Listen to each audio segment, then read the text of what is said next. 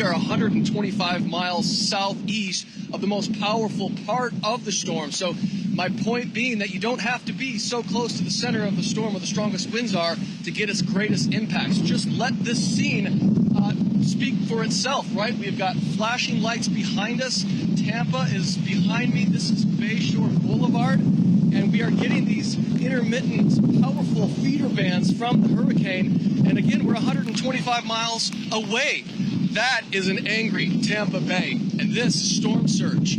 Three things working in conjunction with each other to have this rising water that we've seen all morning that's forced us to move our crew vehicles. We have not only a hurricane pushing up the water from the shallow, overheated Gulf of Mexico, but it's working in unison with a supermoon, which has a greater impact, a greater tug, per se, on the tidal swings, exaggerating high tide, which we are just coming from at 4 a.m. this morning, and then inland flooding from these rain bands that have come through intermittently this morning. So both of those, all three of those actually working together, they meet and they rise the water, and unfortunately we have seen this threaten homes already. Look at Bayshore Boulevard. Look at the surge washing up over this normally busy major thoroughfare, an artery for Tampa. And then I want to show you this.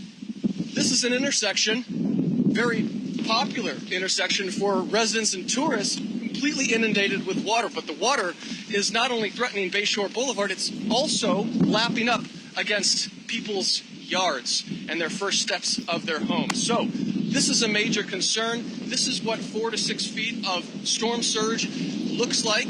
And Phil and Sarah, whoever we're tossing to, we checked some of the tidal gauges. Old Port Tampa, which is about 15 minutes southwest of where I'm located, is preliminarily setting a record for storm surge as we speak at 4 feet, and it continues to rise.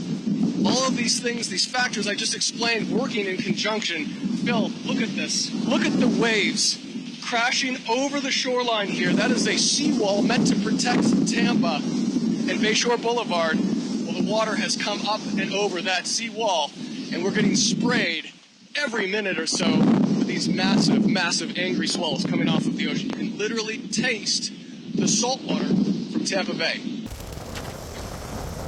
Idalia unleashing its fury on Florida. The National Hurricane Center expects storm surge to reach up to 16 feet in some areas of the Big Bend region. That level of storm surge is life-threatening. This is a very, very powerful storm. There will be impacts far beyond the eye wall. A rare and historic strike in the usually storm surge-prone divot along the Big Bend area of Florida's Gulf Coast. You really got to go back to the late 1800s to find a storm of this magnitude. This storm is worse than we've ever seen. My family has been here for many generations.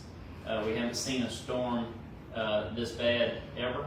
Storm surge is flooding into Fort Myers homes being rebuilt from last year's Hurricane Ian destruction, forcing people to flee a restaurant in Fort Myers Beach, rising waters, turning streets across the state into rivers.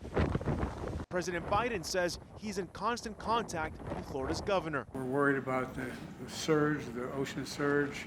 We don't know exactly yet. It's hour to hour we're watching this, but I told the governor that and the mayor, regions that are likely to be hit first, that we're there as long as it takes. We're going to make sure they have everything they need. What we're mainly concerned with is the same thing that you're experiencing up in Crystal River.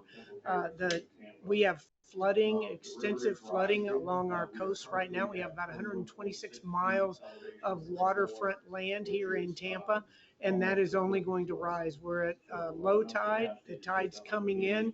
We expect that king high tide around noon to 1, and that's going to bring in several additional feet of water.